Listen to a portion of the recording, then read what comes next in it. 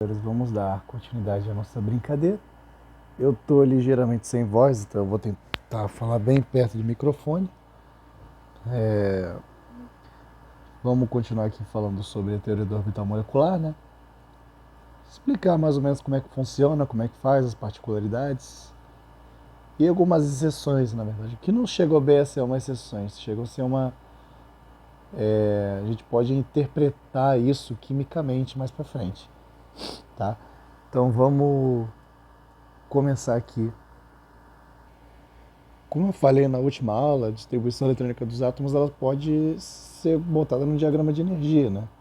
Então eu teria aqui minha energia, fazendo novamente para o átomo de carbono, eu vou fazer para o átomo diferente dessa vez, vou fazer para o oxigênio. Para o átomo de oxigênio, por exemplo, o número atômico dele é 8, então ele vai ser 1s2, 2s2, 2p4. Beleza? Tranquilo. Esse, esse segundo andar aqui representaria o segundo nível, com o orbital S e orbital P. E aqui o primeiro nível só com o orbital S. Tranquilo? 12 por 8. E aí, a partir desse diagrama, que a gente vai construir as nossas interações, né, entre os átomos. Isso para predizer a natureza de ligações, né, de ligações químicas. E também é interessante para ver justamente o paramagnetismo e diamagnetismo dos átomos, tá? Que seria paramagnetismo e diamagnetismo? Paramagnetismo é quando, ao fazer a ligação numa molécula diatômica, beleza, tipo assim, esse O2 aqui, ele tem uma ligação dupla, dois pares de elétrons aqui, aqui, aqui, aqui, tá? Essa molécula aqui, se a gente submeter ela a um campo magnético bem forte, por exemplo, vamos supor que isso aqui seja um campo magnético fortíssimo, polo norte, polo sul, ele vai ficar preso aqui, vai ser tipo uma trap, uma armadilha para ele. Então, isso, aqui não tem um dipolo induzido de modo que a gente consiga abstrair um campo magnético, tá? O que acontece existem spins desemparelhados, elétrons com spins desemparelhados, ou seja, existe um momento magnético intrínseco a essa molécula que faz com que ela seja atraída por esse polo magnético aqui, tá? Do contrário, se ela fosse diamagnética, ou seja, não tivesse momento magnético Mi, ela não ficaria presa nessa região que tem campo magnético, ela só seguiria em queda livre direto, tá bom? Então, sem mais delongas, vamos seguir para o nosso próximo slide. Para construir uma ligation, eu vou fazer para uma molécula diatômica primeiro, vou fazer para o O2. E eu aproveito para explicar também como que funcionaria, que na última aula, eu falei que o elétron é uma função de onda e os caras eles vão sofrer tanto interferências construtivas quanto destrutivas, né? Isso no ato de fazer ligação. Então eu vou explicar como é que funcionaria mais ou menos nesse exemplo aqui, como que funcionaria a sobreposição ligante e antiligante, né? Porque as ondas elas podem estar em fase ou em inversão de fase. Isso não tem a ver com o spin, tem a ver com a onda em si. Toda onda tem uma frequência, né? Então ela pode ter uma fase inicial inversa, tipo, estaria defasada de π. Eu vou aproveitar para explicar também o paramagnetismo do oxigênio, tá? E ordem de ligação e outras particularidades, ok? Então, para construir a ligação, escolha dois átomos e bote-os lado a lado. Então vamos botá-los lado a lado. Primeiro a gente constrói as caixinhas de energia, as minhas caixinhas da distribuição eletrônica. Eu vou botar o nível P um pouco mais acima, tá? Porque eu vou copiar isso aqui, vou botar nos próximos slides para me ajudar. E esse P ele vai se desdobrar e a gente vai ver o que é interessante desse desdobramento, tá? Então, oxigênio é número atômico 8, ou seja, 8 eletritos, tá? Termina em 2p4. Beleza, botei eles lado a lado. E agora, o que eu vou fazer? Ah, lembrando, isso aqui é sempre diagrama de energia, tá? Então esse orbital P aqui tem mais energia do que esse orbital S, mesmo que esteja no mesmo nível, ok? Então agora eu vou tomar a liberdade de copiar esto.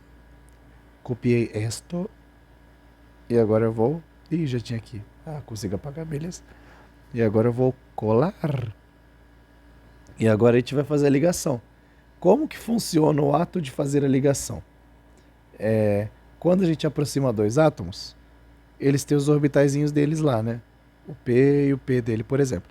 Eles vão se sobrepor, e nessa sobreposição que vai justamente acontecer minha interferência construtiva ou destrutiva, né? Se ela for uma interferência construtiva, eu vou usar um orbital P, por exemplo, veio, se aproximou, ou seja, teve o overlap dos orbitais. Agora vamos supor que teve uma interferência construtiva, então é um check positivo. Ele vira um olho, vira uma região só. Agora vamos supor que teve uma interferência destrutiva. Ele não forma o orbital. Essa fase aqui que ficaria no meio, essa região vai até pintar de vermelho, que seria onde ocorre a interferência construtiva ou destrutiva. Quando ocorre a destrutiva, eles não se ligam. É como se eu estivesse aproximando uma carga positiva de uma carga positiva, elas se repelem, tá? Acontece essa mesma repelição caso ocorra uma interferência destrutiva, ou seja, não ligante. A ligante, eles vão se unir e ficar tudo bonitinho, tá? Então aqui a gente vai se aproveitar desse conceito e fazer ligação por ligação, ok? A rigor, a gente não preenche essas casas abaixo da camada de valência, tá? Porque a ligação efetivamente ocorre na camada de valência. Mas eu vou fazer essas ligações aqui que não existem, ok? Essas ligações aqui entre esses dois orbitais S não existem, só para os senhores pegarem mais o reflexo, tá bom? A ligação efetivamente vai ocorrer aqui, ó, na camada de valência, ok? Mas vamos botar aqui o orbital S e o outro orbital S. Esse aqui seria ligante, ligante, ligante, ligante. Calma aí, já explico. Pronto. Tá meio mal feito aqui, tá? Não tá em alturas, mas ambos esses orbitais aqui, eles ficam no nível intermediário de energia entre esses aqui, tá? Entre os orbitais S que eu aproximei no caso da minha molécula diatômica O2, beleza? E aí, o que funciona? O orbital sigma ligante e sigma antiligante. O antiligante a gente representa com asterisco, tá? O antiligante ele sempre vai ter uma energia maior do que o ligante. Por quê? Justamente eu fico com essa quase sobreposição de orbitais, mas numa coisa que não fica muito estável. Seria mais estável se eles realmente se sobrepusessem. Como não tem essa sobreposição, eu não posso... vai haver uma repulsão entre essas duas bolinhas, nessa região aqui de quase overlap, tá? Pelo fato de ser uma região de quase overlap, ou seja, a repulsão, o antiligante vai ter uma energia maior do que o ligante, ok? Então aqui a gente vai, novamente, desculpem pela voz, tá? A gente vai preencher de acordo com a regra de Rand, acho que até botei aqui, não, peraí. Isso, respeitando sempre a regra de Rand, Linus Pauling, toda essa galera aí, Então tá, regra de Rand, pronto. Regra de Rand diz o quê? Que eu só posso preencher a próxima casinha com isso aqui, depois que eu preencher todas as outras, tá? Aí novamente aqui, sigma ligante, sigma antiligante, vamos preencher. Ah, por que você botou 4 elétrons? Porque são 4 elétrons envolvidos nessa ligação, tá? Agora vamos para o próximo. Vou colar aqui de novo. Deixa eu voltar, porque eu tenho que apagar essa seta aqui também. Tcharam! Pronto, tive que dar um cortezinho aqui, por causa da voz, né? Tá difícil. Vamos tentar voltar. Aqui, eu não sei a não ser que eu tenha perdido a linha de raciocínio. Vamos lá, vamos fazer a nossa ligação em si, né? A ligação, ela ocorre justamente na camada de valência. Ela não isso que eu fiz aqui nos orbitais S, dos outros níveis, não existe, tá? Isso não existe. Eu fiz só para mostrar como é que seria uma teoria do orbital molecular considerando o orbital S. Agora a gente vai ver considerando o orbital P, ok? Porque a ligação efetivamente ocorre apenas na camada de valência, ou seja, nesses orbitais mais externos, que são justamente os que estão mais projetados para fora do átomo e os que podem se sobrepor ou não, ok? E aqui a gente vai ter a particularidade de o orbital P agora ele tem a possibilidade de fazer ligação π, né? Ou seja, orbitais P's paralelas interagindo entre si. Então, além de ter a ligação sigma ligante, eu vou ter a π ligante, ok? Então, sigma ligante, π ligante, π antiligante, sigma antiligante. Já já eu vou comentar as particularidades. Aguardem, aguardem. Mas aqui eu vou aproveitar o ensejo para representar como é que ficaria essa sobreposição de orbitais P's, no caso com a ligação π também, né? Então esse aqui, vamos supor que aqui seja o átomo de oxigênio, aqui seja outro átomo de oxigênio. Ligação sigma ligante, ligação π ligante. Beleza? Orbital π, tem tanto para cima quanto para baixo, tá? Lembrando, é sempre cima e baixo. E orbital sigma ligante. Agora, sigma antiligante e π antiligante. Sigma antiligante e π antiligante. Notem que não há o overlap dos orbitais. Eles ficam nessa região de instabilidade. Ou seja, o antiligante sempre acima do ligante. Ok? Pois isso aqui é um diagrama de energia. E aí, para preencher esses eletrinhos aqui, ó, calma aí, sigma ligante, π antiligante e sigma antiligante. Para preencher essa brincadeira aqui, novamente, regra de Rand, ele nos Pauling e toda outra galerinha lá, tá? Notem que eu tenho 8 elétrons agora, né? 4 de cada lado. Então eu vou preencher todas essas casinhas com 8 elétrons, ok? Então aqui, 2, agora Rand, fechou, pronto, 6 elétrons. Rand de novo, beleza, tranquilo. Essa é a minha distribuição para essa molécula de oxigênio. Então eu vou copiar isso aqui e levar deixa eu apagar a setinha primeiro e levar para a próxima página, respeitando a regra de Rand, né? Blá, blá, blá. E aqui eu vou frisar, existe uma inversão a partir do átomo de nitrogênio, onde as caixinhas sigma se invertem com as caixinhas π, ou seja, nessa região aqui do ligante. No antiligante isso não ocorre, tá? No ligante, antes do no nitrogênio é assim. Deixa eu fazer aqui do lado. π ligante, sigma ligante, π antiligante, sigma antiligante. É desse jeito. A partir do oxigênio, aqui embaixo se inverte, tá bom? Vou tentar descobrir o porquê. Vamos tentar descobrir o porquê. Sumariamente, o que acontece é, quando a gente faz a ligação nesse orbital sigma ligante que está aí embaixo, né? Vou fazer pro nitrogênio cá está, cadê? Nitrogênio, deixa eu fazer uma página em branco, aqui tá bem em branco, tá? Tem aqui meu nitrogênio, beleza, S, 2S, 2P, e aqui por que acontece essa brincadeira? Pelo fato do nitrogênio ter menos elétrons, a nuvem eletrônica dele está mais próxima do átomo, né? Tem menos repulsão, tem menos carga negativa para anular a carga positiva do núcleo. Então, essa nuvem eletrônica se aproxima mais do centro do átomo. Ou seja, os orbitais ficam menores. Quanto menores eles são, mais eles têm a chance de se misturar. E é justamente isso que está acontecendo.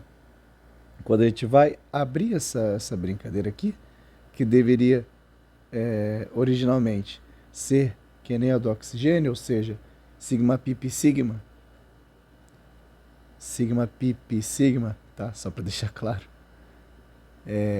Essa mistura ela vai acontecer, vou dizer aqui pi sigma antiligante, e a sigma eu vou botar tanto em cima quanto embaixo, tá? Eu não vou botar, eu vou deixar ela neutra, porque a rigor ela seria embaixo. Só que quando a gente está interagindo dois átomos iguais, aqui ó, tem vindo aqui o sigma antiligante do 2s, essa diferença de energia aqui, ó, que existe entre o sigma ligante do 2p e o sigma ligante do 2s é muito pequeno, de modo que esses orbitais vão interagir e vão formar dois novos orbitais. Esses dois novos orbitais têm essas seguintes energias, uma maior do que a π ligante e outra menor do que a sigma ligante, certo? Só que esse orbital aqui ele vem para cá. Por isso que ocorre essa inversão. Ela ocorre abaixo do nitrogênio para baixo, tá bom?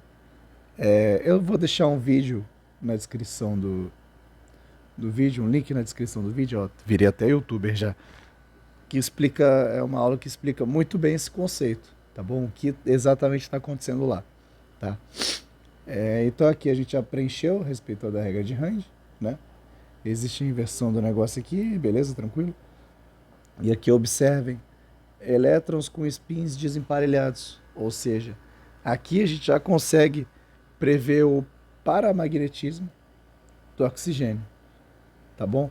Para ele ser paramagnético, ele precisa ter momento magnético, e esse momento magnético vem da não anulação do momento magnético desses elétrons que estão desemparelhados, tá? E aí, por fim, a gente vem na ordem de ligação. Ordem de ligação O dot L dot equals a número de elétrons ligantes menos o número de elétrons antiligantes sobre DOS. Então, para o caso descrito, ficaria número de elétrons ligantes 6 menos número de elétrons antiligantes 2 sobre 2, vulgo 4 sobre 2 igual a 2. Isso aqui representa a natureza da minha ligação, tá? Se isso aqui é igual a 1, é uma ligação simples. Isso aqui é igual a 2 é ligação dupla. Isso aqui é igual a 3 é tripla. Se isso aqui é igual a 0, no caso dos gases nobres, não há ligação, não liga. E se isso aqui é igual a um número quebrado, quer dizer que há uma ressonância, tá? É uma ligação de caráter... Ih, não era para pegar isso aqui. É uma ligação de caráter... Como é que se fala? Caráter transitório, tá bom? Então aqui, portanto, a ordem de ligação é igual a 2, representa uma ligation dupla. Tranquilo? Beleza. E aqui, eu vou ter até o OBS aqui, vou desenhar uma caixinha vermelha aqui ao redor, pronto, bonitinho. Isso aí, didático. Agora aqui eu vou fazer um outro exemplo, que seria o nitrogênio, justamente para a gente bater na tecla dessa inversão do pico dos orbitais lá, quando a gente está ligando, tá? Então, nitrogênio, número atômico 7. Opa. Tan, tan, tan, tan, tan, tan. E agora eu vou fazer os meus orbitais aqui. Lembrando que o sigma inverte, né? O original é sigma pp sigma. Tá? Então agora vamos fazer o preenchimento dos meus elétrons aqui. São 6 elétrons. Então, 1, 2, 3, 4, 5, 6. Fechamos. Ou seja, o N2 é diamagnético e a ordem de ligação dele é 3. Tá? Número de elétrons ligantes, 6. Menos o número de elétrons antiligantes, 0. Dividido por 2, 3. Ou seja, ligação tripla. Isso é um negócio bem tranquilo, tá? Pode ser feito para mais átomos. Por exemplo, o CO. Aqui, vamos fazer o CO. A gente vai apagar, vamos refazer isso aqui, tudo bonitinho e tal.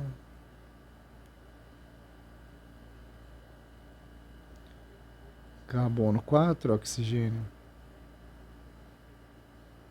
Oh, perdão, carbono 6, oxigênio 8. Pronto.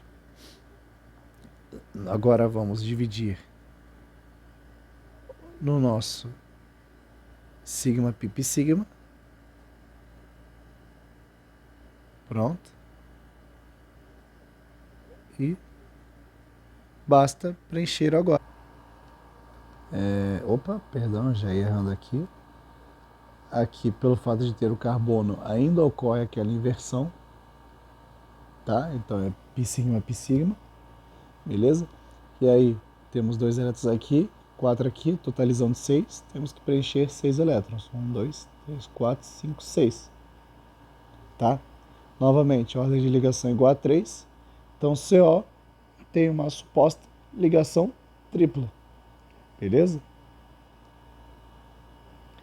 Podem botar mais átomos aqui depois, podem fazer com fósforo, com enxofre, átomos maiores e que dê uma brincadeira mais interessante.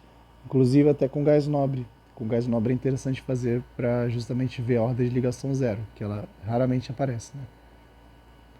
Então, seguindo, vamos ver o efeito indutivo rapidinho.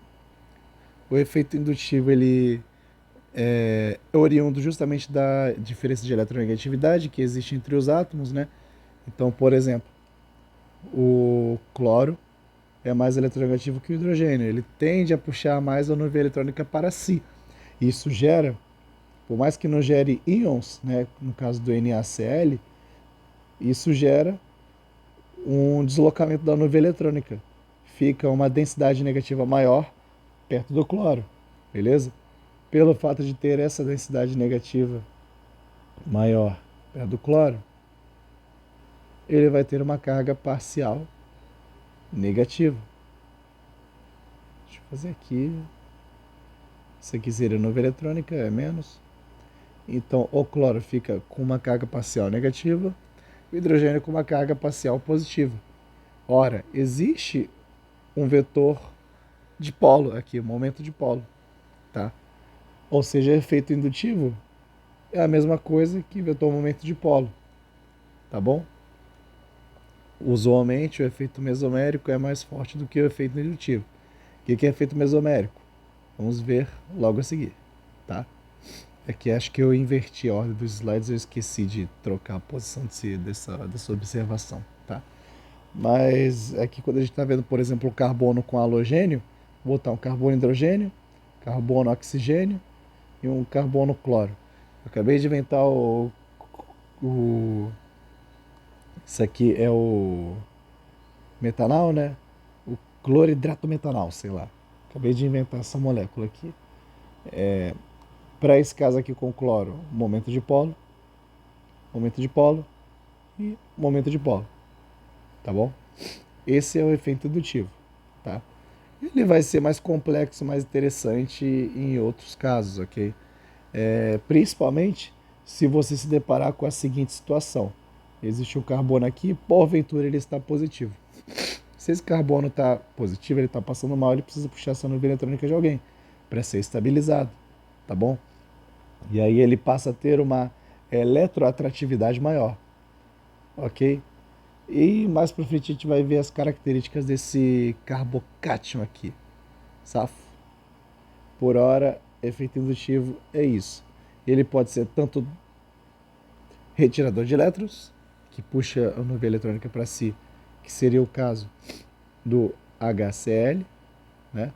O cloro ele puxa a nuvem eletrônica para ele, ficando, portanto, com uma carga parcial negativa, ou doador de elétrons, que é o mesmo caso, só que no caso o cloro é retirador de elétrons e o hidrogênio é doador de elétrons, tá bom? Mas eu vou fazer um caso diferente aqui, só para não copiar o exemplo da HCl duas vezes, né? Então eu vou fazer H2O. O hidrogênio vem com efeito doador de elétrons. Então essa nuvem eletrônica fica mais próxima do oxigênio, que por sua vez atua com efeito retirador de elétrons, tá bom? Agora a gente também pode estender isso aqui, esse conceito, para os anéis aromáticos. O benzeno, por exemplo, um benzeno monossubstituído. aqui eu vou botar um cloro, e aqui eu vou botar uma amina, beleza? O cloro, ele é mais eletronegativo que o carbono, então ele vai puxar parte da nuvem eletrônica do benzeno para si. É o efeito retirador de elétrons. Au contraire, com a situação aqui de baixo, que o nitrogênio ele tem um par de elétrons livres, ele está tranquilaço, ele tem condições de fornecer elétrons para essa ressonância, justamente pela existência do par de elétrons livres ali com ele, ok? Seria o efeito doador de elétrons, beleza? E aí, seguindo o caminho natural das coisas, ressonância. Ressonância, ou efeito mesomérico entre parênteses, é justamente quando tem orbitais P's paralelos, tá bom? Ah, mas orbital P paralelo é ligação π. Vamos supor que existam vários orbitais P's. Vários, esse aqui é um trilho de orbitais P's. Se eu tiver uma ligação π aqui, ela pode escorregar, fazer um ops e vir aqui para o lado.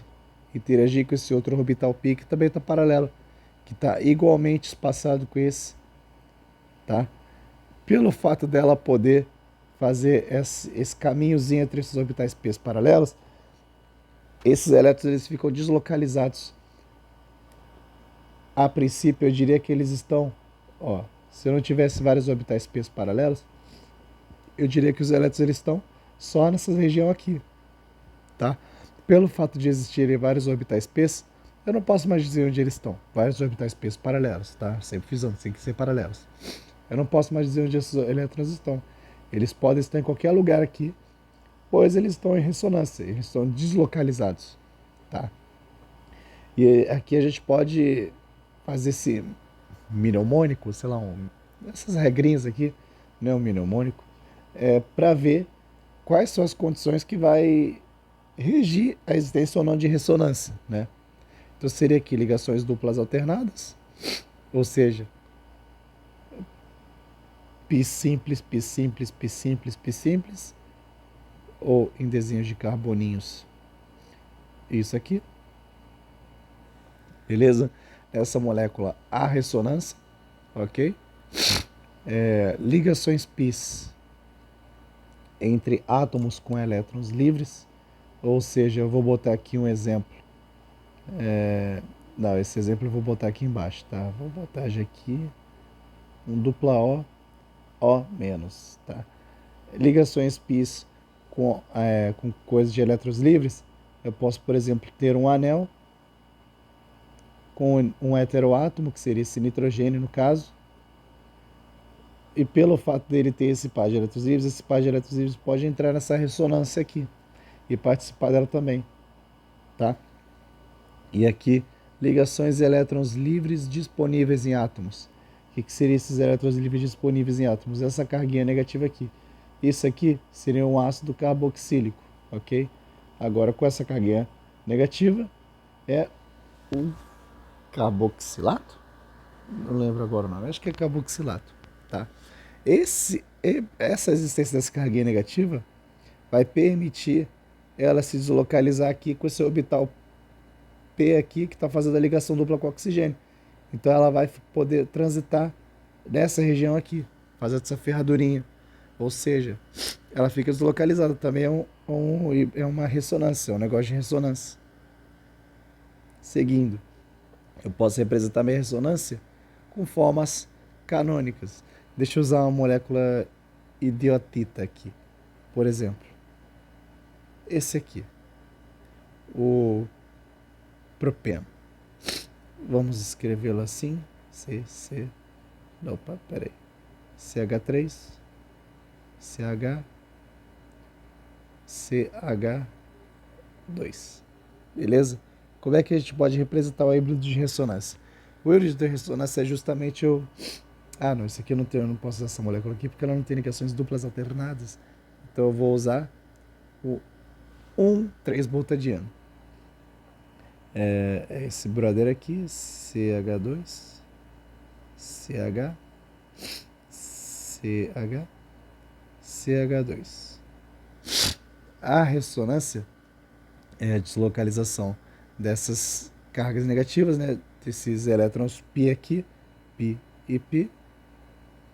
E aí, para fazer minha forma canônica, basta eu fazer um passo da ressonância. Porque como eles estão deslocalizados, eu não sei se eles estão exatamente nessa posição. Eles podem estar nessa seguinte posição aqui, ó. A ligação... A ligação não. O elétron da ligação π, ele pode saltar para esse carbono, para orbitar o π desse carbono, né? Aqui ele está na ligação. Aí ele pode saltar para o carbono e saltar depois para essa outra ligação e por aí vai, tá? Mas primeiro ele salta para o carbono, ele tem que seguir uma ordem, tá? De proximidade. E esse aqui pode saltar para esse carbono também. Ou seja, ficaria com a seguinte brincadeirinha. Menos e menos. Tranquilo? É uma situação de instabilidade? É, mas é uma forma canônica. A molécula não é assim. É essa carga negativa aí. Opa, aqui fica mais e aqui fica mais. É uma situação de altíssima instabilidade. Mas isso aqui é uma foto momentânea. A molécula não é assim. A molécula, ela é permeada, ela é toda estabilizada pelos elétrons que estão deslocalizados e andando aqui para cima e para baixo. Tá bom?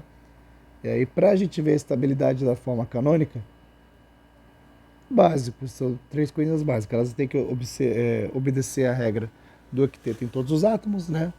Ou seja, todo mundo tem seus 8 elétrons na camada de valência. Tem que ter a menor quantidade de cargas formais. Isso aqui é uma carga formal, ok? E os átomos têm que estar em situação de estabilidade. Eu não posso ter um oxigênio positivo, um carbono positivo, por exemplo. Tá? Então essa aqui seria a forma canônica que melhor apresenta a molécula. Tá? Tem a maior quantidade de ligações π, obedece a regra do octeto para todo mundo, tem a menor quantidade de cargas formais e nenhum átomo está instável. Beleza? E seguindo agora para este conceito, a aromaticidade. Tá? Eu vou ser bem chatão aqui, eu vou só ler. A definição de aromaticidade é extremamente complexa, mas para o nosso caso específico denominaremos como dois pontos. Aqueles compostos que apresentam ressonância dentro de um ciclo e possuem baixa reatividade. Tá? O conceito de ressonância ele é ligeiramente mais complexo do que isso. Mas para a gente apenas abstrair como um anel que não reage é suficiente. Tá? A gente não precisa estender a horrores o conceito de aromaticidade. Porque no fundo, aqui existe a ressonância, e uma subclasse da ressonância é a aromaticidade, que seria justamente em compostos cíclicos de baixa reatividade. Que composto cíclico de baixa reatividade você pode me dizer de cara? Benzeno. Benzeno é um aromático. Tá? E para saber se o composto é aromático, a gente usa a regra de Hickel, cujo o número de elétrons disponíveis ou envolvidos para a ligação π deve ser 4n mais 2. Aqui temos 3 ligações π. Então, 3 ligações π seriam 6 elétrons, né? Π, π, π, elétron, elétron, elétron, elétron, elétron. Deixa eu até fazer um desenho melhor. Aqui. Uma das formas canônicas do benzeno. Onde que estão os elétrons... Cadê o vermelho? Onde que estão os elétrons π? Aqui, aqui, aqui, aqui, aqui. Aqui e aqui. Tá? Então são 6 elétrons π. Como é que eu vou saber se obedece a regra de Hickel? Tem que ser igual a 4n mais 2, n sendo um inteiro qualquer. Se existir um inteiro n que satisfaça essa equação, o cara ele tem boas chances de ser aromático, tá? Boas chances de ser aromático. Essa regra de Hickel não é a regra suprema para dizer se ele vai ser aromático ou não, tá? Mas ela é a que a gente mais usa. Para o caso n igual a 1, a equação bate. Então o cara é aromático, beleza? A gente pode até estender para algum composto aqui, por exemplo. Esse bagulho aqui esquisito. Elétron π, elétron π, elétron π, elétron π. Ora, é um ciclo com ligações duplas alternadas, como se fosse um benzeno, só que com 4 membros no anel. Beleza? 4 elétrons π, 4n mais 2. Não existe n inteiro que satisfaça essa equação. Logo, esse camarada aqui não é aromático. Ele não é aromático por uma outra série de motivos. Por exemplo, a tensão angular que existe aí e por aí vai, tá? É um composto extremamente instável. Ok, eu vou deixar o benzeno aqui de boa. Pá. E partindo para o próximo slide, o benzeno de perto. Eu vou desenhar aqui mais ou menos como é que é um benzeno. Não como é que é um benzeno, né? Mas para vocês verem como é que funciona aqui. Tá, tudo CH, CH, CH, CH, CH e CH. São vários orbitais P's paralelos, né? Todas essas ligações, todos esses CHs aí, eles têm hibridização sp2, ou seja, duas 3 sigmas e uma pi, tá? Quais são as 3 sigmas? Essa sigma e essa sigma aqui com hidrogênio. E a pi, que é justamente a que está rolando aqui. Todos esses carinhas aqui vão ter um elétron aqui preenchendo essas brincadeiras aqui. E todos eles, por serem paralelos, vão ter chance de fazer o overlap entre si. Ou seja, tanto em cima quanto embaixo. E vão formar suas deslocalizações eletrônicas. Então o benzeno, se você for ver uma foto dele eletrônica, ele muito se assemelha a um hambúrguer, de verdade, não é nem brincadeira. Aqui estaria a nuvem eletrônica dessa parte de cima aqui, da deslocalização de elétrons da parte de cima, e aqui a nuvem eletrônica da deslocalização de elétrons de baixo. E aqui os carbonos, então tira um hambúrguer, tá? E aí a gente tem uma outra série de compostos que são aromáticos. Eu vou desenhá-los aqui só a título de curiosidade, tá? Naftaleno. Naftaleno é o que a gente usa para matar barata, é o que volta e meia tem nos armários, tá? Essa brincadeira aí. Antraceno é um naftaleno que cresceu. Tcharam. Fenantreno é um antraceno que entortou. Tcharam. Fenaleno é o fenantreno que fechou. Tcharam. E aí a gente tem outra classe de brincadeirinhas aqui. Purina, pirrol, piridina. Alguns compostos aromáticos podem conter heteroátomos, tá? Como nitrogênio, oxigênio e enxofre, por aí vai. E aí, no caso, a purina, ela tem a seguinte forma. Vou pegar aqui do Google porque ninguém é de ferro. Nitrogênio, tchan, tchan, tchan, tchan, tchan, e aí tome, e aí tchan, tchan, e aí tome, tome. Quem não gosta desse cara, né? Esse professor antológico. Furano. Furano é um anel de 5 membros com um oxigênio aqui. Tá bom? Pirrol. Pirrol é o seguinte, é a mesma merda, só que com um nitrogênio no lugar do oxigênio. Ah, mas só nitrogênio? Um NH, pô, um NH. E a piridina é aquele composto que eu desenhei anteriormente aqui em algum lugar, eu acho. Eu acho que eu sumi com ele. Ei, não era para adicionar na página não. E a piridina é o equivalente ao anterior, só que com o nitrogênio. É tipo um benzeno com nitrogênio. Tá? E aqui não tem H porque já é uma ligação tripla para o nitrogênio. Então a aula de hoje vai ficando por aqui. Eu tentei não ser muito longo, eu acho que acabou ficando muito longo. Peço desculpas. As próximas aulas eu pretendo fazer em 30 minutos para menos. Beleza? Valeu!